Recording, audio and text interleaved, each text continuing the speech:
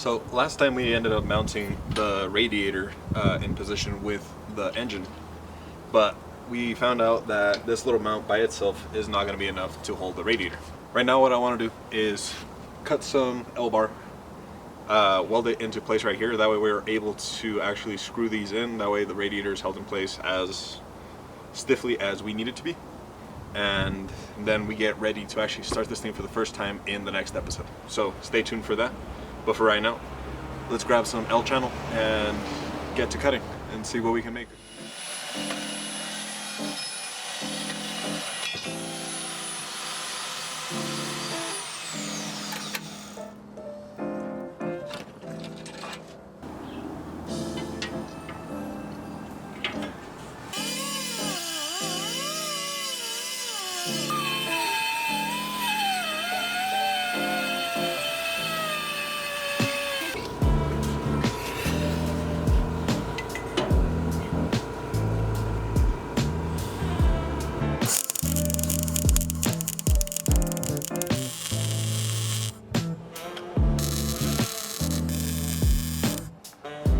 So now the radiator is in place, and I think where we have it right now is going to be pretty ideal for what we need it to be.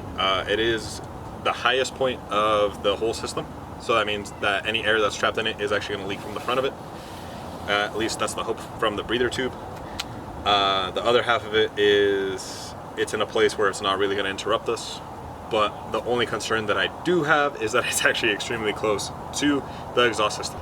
I don't think that should be too much of an issue as long as we put some heat shield on the exhaust system to kind of diffuse the heat into just kind of escaping, especially since the fan is there to push air out anyways. Now that we have that set up, I also want to set up the shifter linkage because we're actually really close to starting this for the first time. The first issue we need to take care of is the fact that we need to transfer all the kinetic energy from the right side to the left side. And the reason we need to do that is because I want to shift with my right hand because that's what I'm used to on my cars, and the shifter is actually on the left side. So we need to create a little bar that'll basically transfer the power from that side to this side, and that way we can transfer whatever we do to each other. So we ended up buying a steel rod. I'm going to cut that to size, and then we're going to see how we're going to get that to transfer the energy.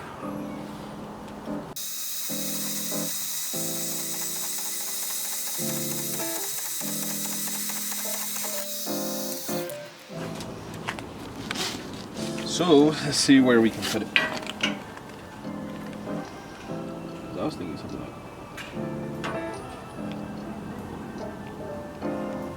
what we could also do is put a hole right here.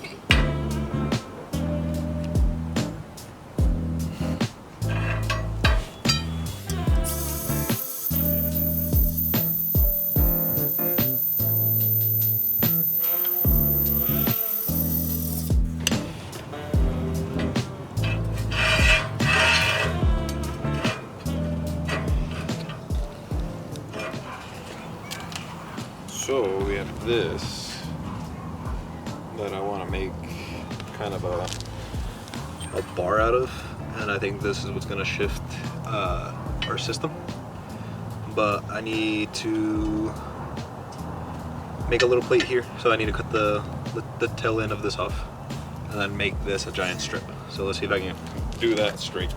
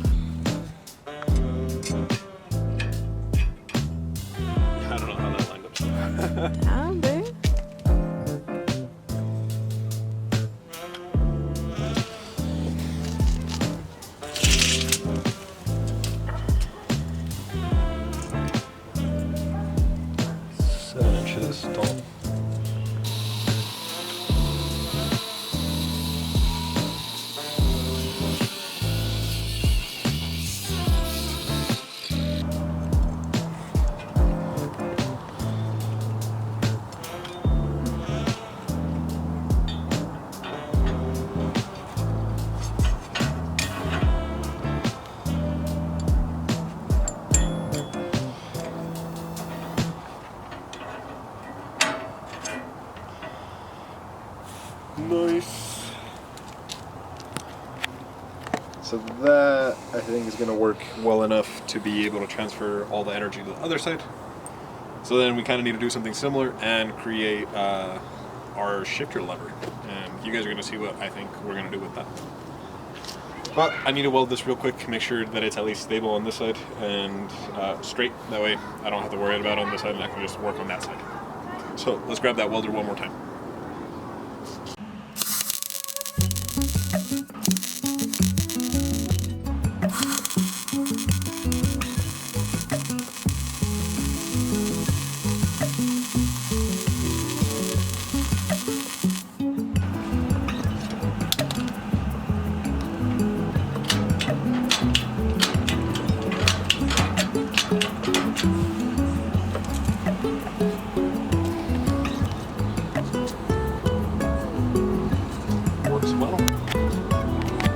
So let's see what we need to do to the other side to make it work in a similar fashion.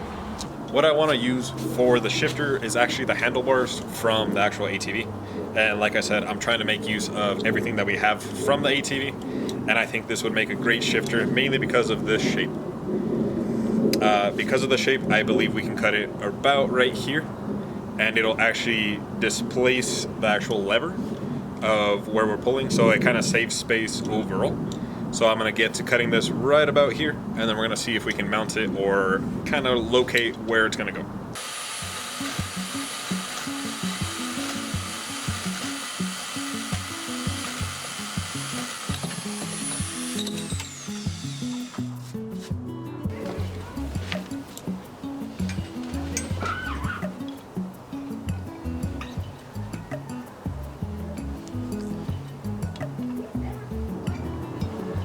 When trying to figure out where you want the shifter lever to be by yourself, it can be quite a task. You need to find where the center is, mark it, and then end up hurting yourself in the process of trying to weld it. Shit.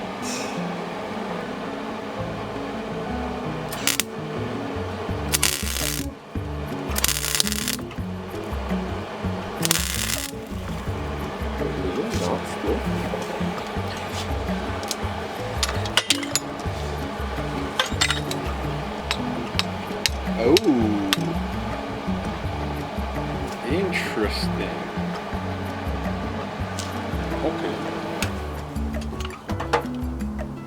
After you find out that the material you're trying to weld is aluminum, you still need to make progress. So we switch to plan B, making the lever itself the place where the pin attaches.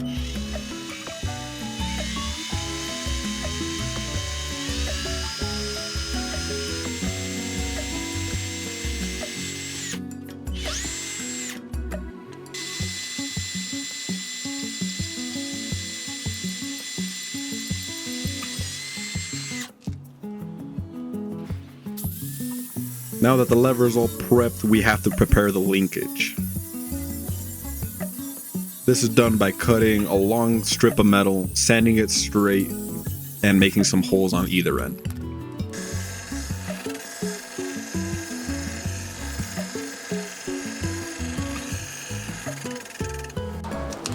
So we ran out of daylight, so I'm gonna pick this up in the next day.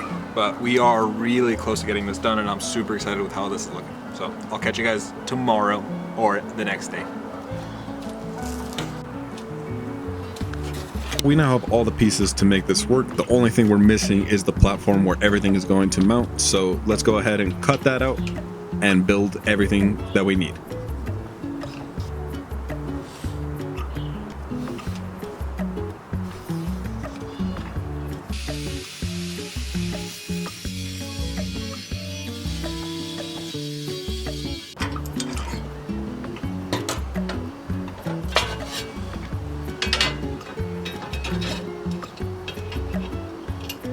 I need to get a rough idea of where I want everything to go, from the handbrake to the shifting lever, and make sure to mark everything. That way nothing is in the way and I can cut the excess.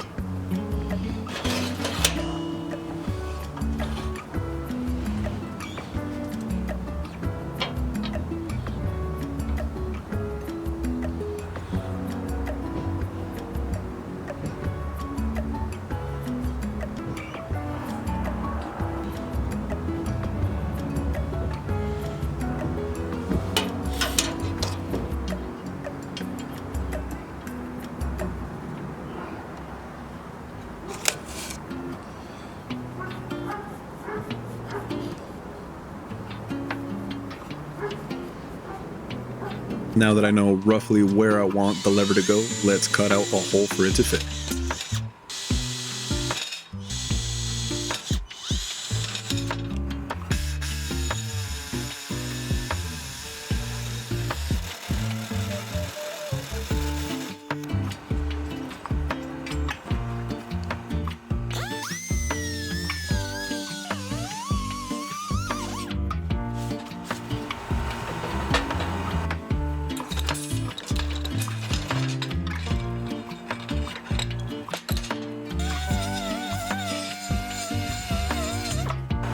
After cleaning up the hole, making sure the lever fits, and making sure that everything is gonna work, now we need to make the stands where the lever is actually going to mount.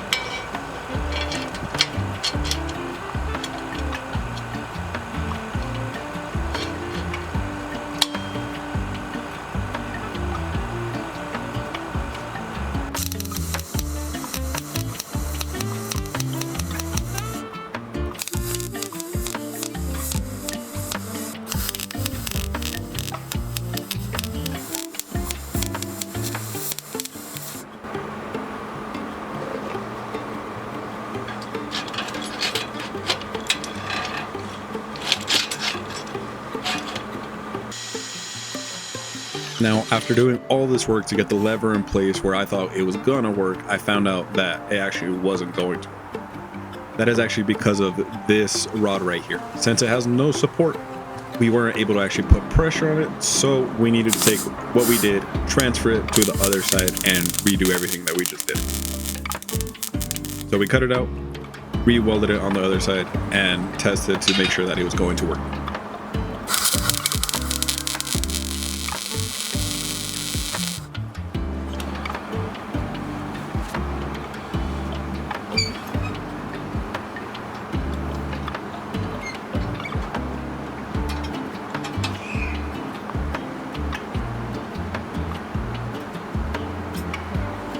After messing around with some different positions of the lever, we found a way for the lever to actually work the way that we wanted it to.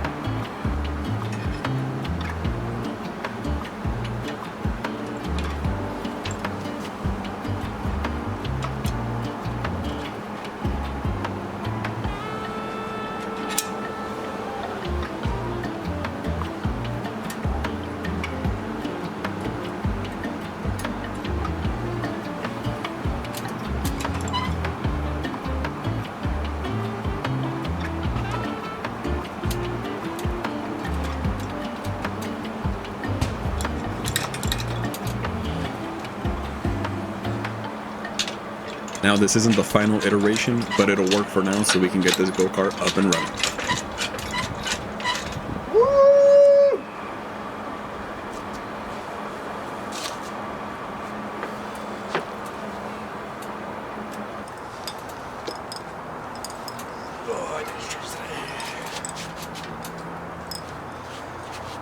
Now we gotta see if it'll work with me sitting in the go-kart. I know that happened last time too. I think it's neat.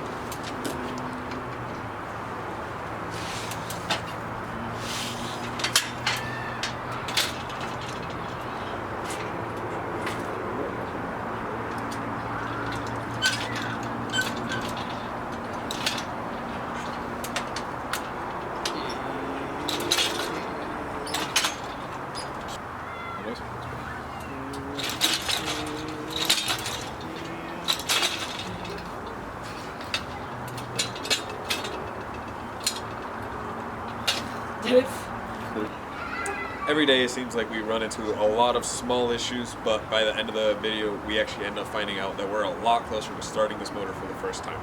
We ended up getting the shifter system to actually work and be functional, even though we had to fight it for about 2 days. We found the location for the e-brake. Everything else is mounted. We also found out that our front master cylinder is actually free. It was just a little bit stuck because of just not being in use. So that is working. We have a new brake. There's so much more that we did and so much more to make this even closer to the final product.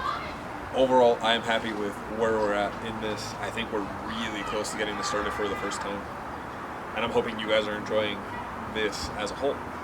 But anyways, guys, I hope you guys enjoyed this video. I will catch you guys next time. Please make sure to subscribe. Thank you. Peace.